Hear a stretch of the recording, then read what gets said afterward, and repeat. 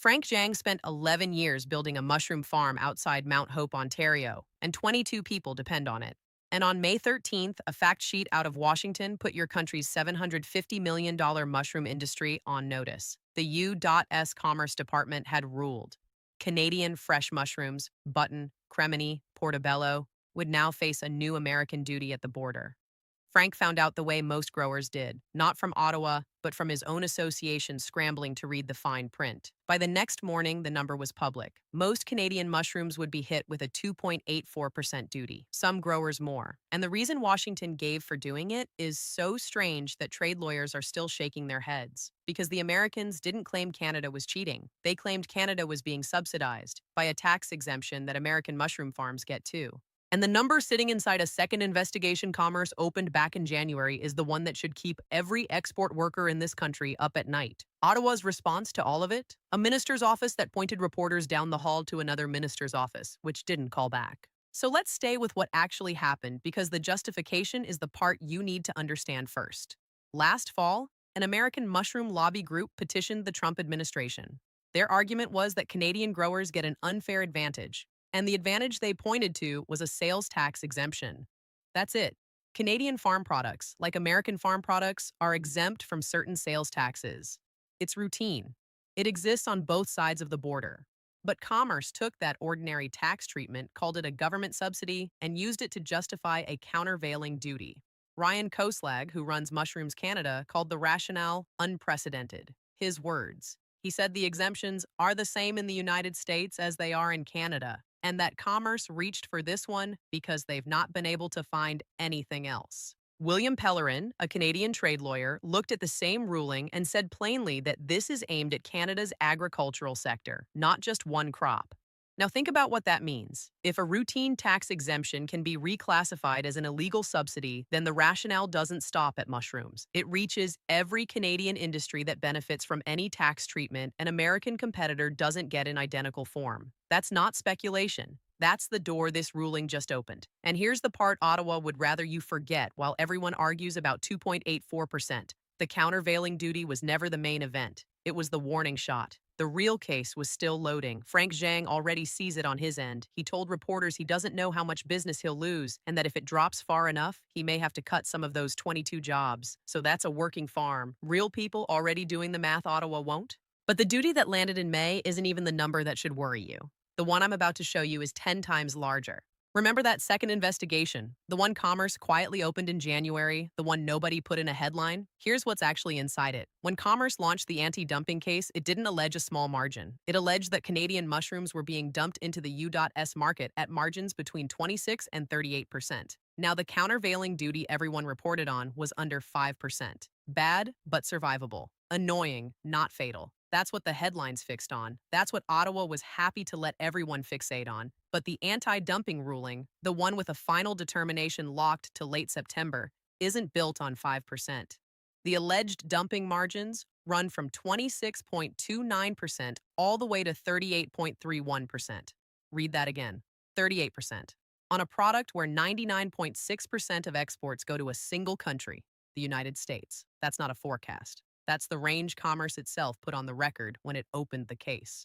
And the Canadian industry says it's baseless, that growers never dumped anything, that the trade surplus exists because Canadian farms modernized and American farms didn't. Koslag points out the absurdity of the relationship being attacked. Canada supplies nearly 100% of the peat moss American mushroom farms grow in, and the U.S. supplies most of the spawn Canadian farms start from. These two industries are stitched together, and one side just took a 38% swing at the other. So what does a duty like that actually do to a $482 million export business that has exactly one customer?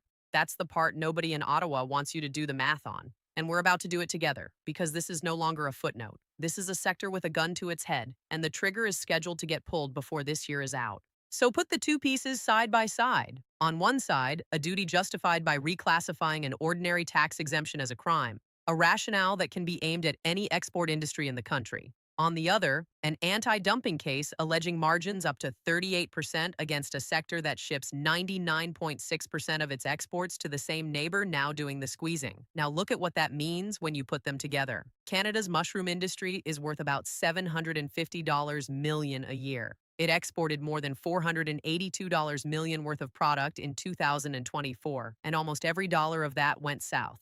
Ontario grows just over half of it. British Columbia grows most of the rest, and it employs 6,150 people. In Leamington, in Putnam, in Mount Hope, where Frank Zhang is, in Langley out west. Those aren't abstractions. Those are paychecks in specific towns. A sub 5% duty thins their margins. A 38% duty doesn't thin anything. It ends the export math entirely, because no American buyer pays 38% more for a Canadian mushroom when a domestic one sits right next to it. And there's one more piece of this that hasn't shown up in any headline yet, but it's coming, and it's coming fast. July 1st is the CUSMA review deadline, the day Canada, the U.S., and Mexico are supposed to signal whether they're extending the trade deal that's supposed to make all of this illegal in the first place. So in the same stretch of months, the renewal signal due in July, the anti-dumping ruling locked to late September, the framework that's meant to protect Canadian growers is up for grabs at the exact moment the hammer is set to come down. And the precedent set on mushrooms, tax exemption equals subsidy, is now a template sitting on a shelf in Washington, ready to be lifted onto the next Canadian sector that exports more than it imports. Steel is already at 50%. Lumber's at 45%. Mushrooms were supposed to be too small to bother with. They bothered anyway. So when you line all of this up, the duty built on an excuse, the 38% number loading behind it, the 6,150 jobs, the deadline, the precedent that fits any industry, the picture that starts to form is a country being tested, one small sector at a time, to see what it will tolerate.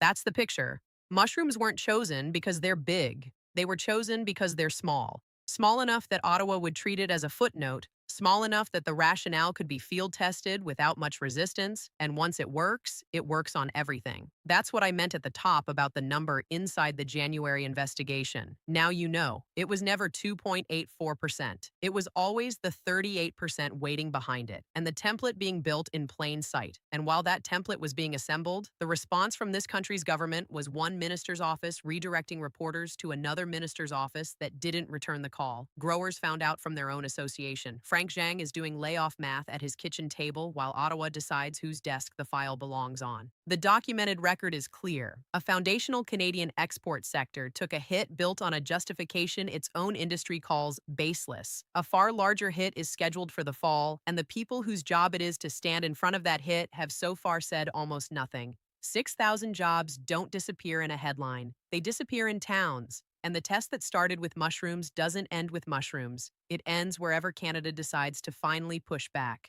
So far, it hasn't.